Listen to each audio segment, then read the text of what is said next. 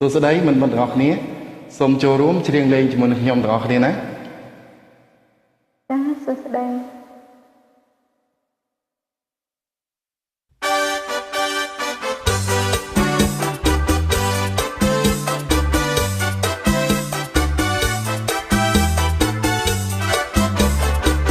ហេ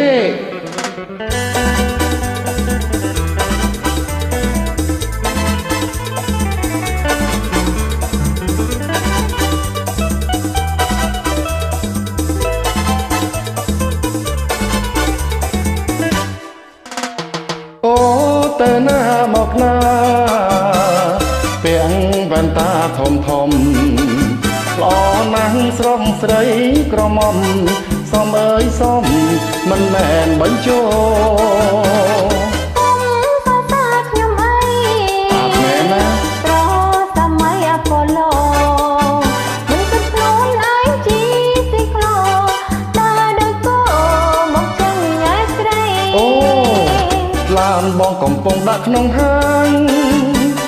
ទុកឲ្យគេលៀងតាំងពីថ្ងៃមកនឹងមិនដែលល្បីមកអួតស្រីថាមានលុយណាស់អូសូមអូនប្រណីឈប់ជាស្ដីទៀតកលយ៉ាងបើបងខំបងអាចកែបានឲ្យតែអូនព្រមស្ម័គ្រស្នេហា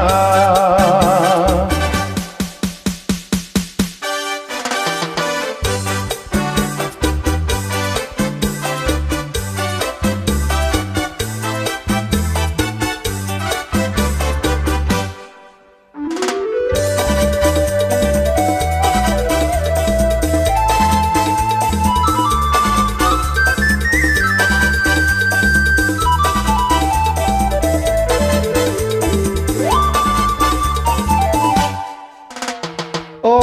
ទៅណាមកណាពាំងវ៉ែនតាធំល្អណាស់ស្រស់ស្រីក្រមុំសំអើយសំមិនមែនបញ្ចោខ្ញុំអីត្រ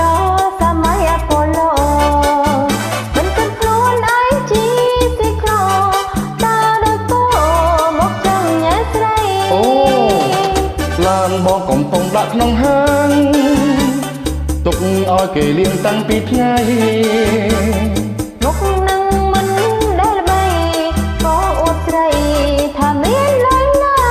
ស់អូសូមអូនប្រណីឈប់ជាស្ដីទៀតកលយ៉ាងបើបងខំបងអាចកែបានឲ្យតែអូនព្រមស្ម័គ្រស្នេហា